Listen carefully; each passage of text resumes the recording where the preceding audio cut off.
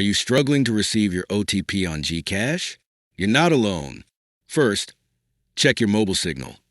If it's weak, try moving to a better spot or toggle airplane mode to refresh your connection. Next, make sure your SMS inbox isn't full. A cluttered inbox can block new messages. If that doesn't work, restart your phone to clear any temporary glitches. For dual SIM users, ensure your GCash number is in the right slot and set as the primary for SMS. If you're on prepaid, confirm you have enough load to receive messages. Still no OTP? Wait a bit and then hit Resend OTP in the app, but avoid spamming the button. Switching from Wi-Fi to mobile data can also help. If all else fails, reach out to GCash support through their official channels. Remember, never share your OTP or account details with anyone claiming to be from GCash. Stay safe and secure.